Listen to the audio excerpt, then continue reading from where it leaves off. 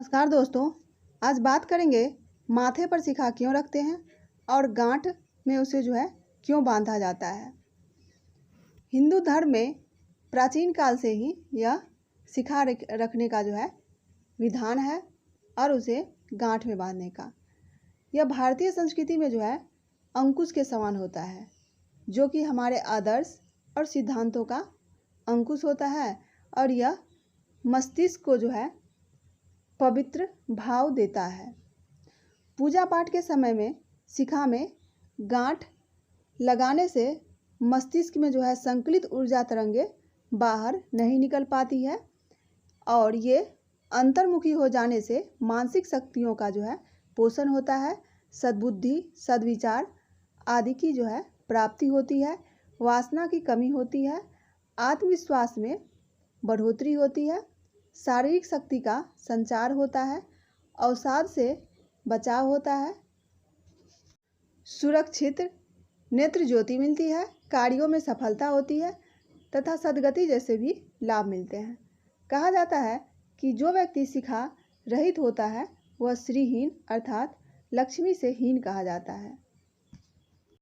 यजुर्वेद के तैत्तिरीय उपनिषद में भी शिखाध्याय में कहा गया है कि तालु के मध्य में केश राशि जो होती है वहाँ पर केशों का मूल है।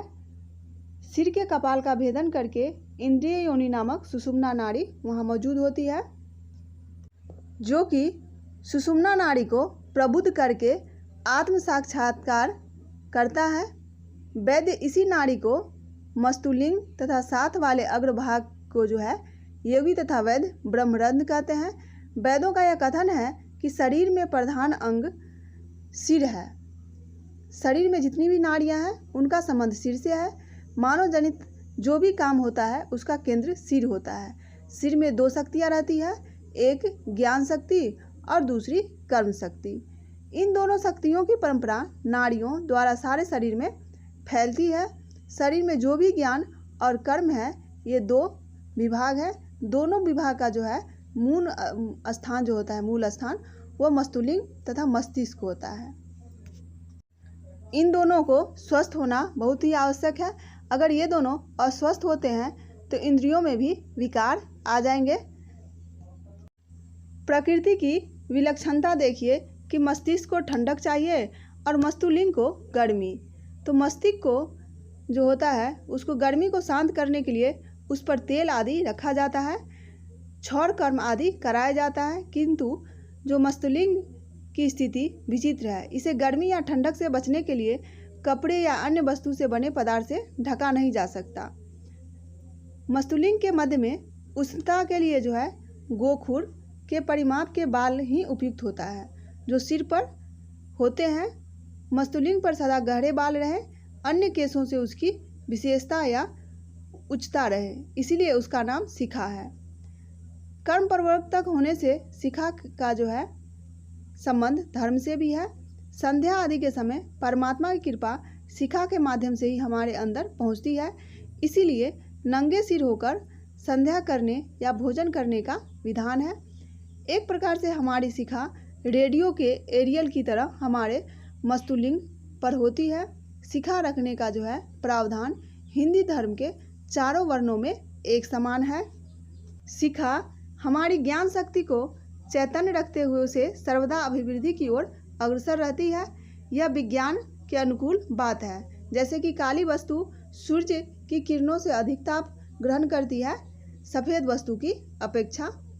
ऋषियों ने भी सूर्य शक्ति को प्राप्त करने के लिए ये परंपरा बनाए कि गोखुर के बालों का मतलब जो गोखुर गाय का खुर होता है उसके समान बालों का गुच्छा रखने का विधान बताया, जिसे शिखा कहा गया।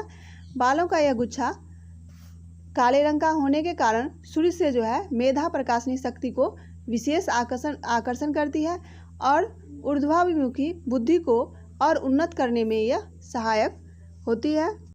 जब परमात्मा का ध्यान किया जाता है तब अनुष्ठान के समय वायु वेग से इस सहस्त्रदल कर्णिका में जो शिखा होता है उसमें प्रविष्ट करता है।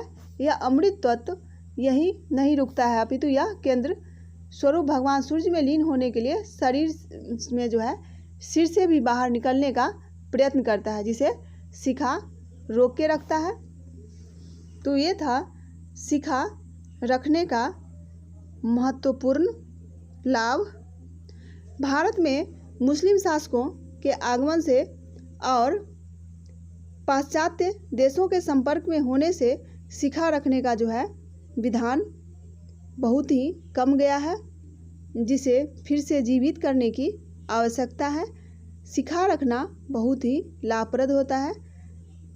ये जानकारी आपको अच्छा लगा होगा, लाइक कीजिएगा, और हाँ, अगर आपने सब्सक्राइब नहीं किया है तो सब्सक्राइब ज़रूर कीजिएगा ताकि मेरे नए नए टॉपिक आप तक सबसे पहले पहुँचे।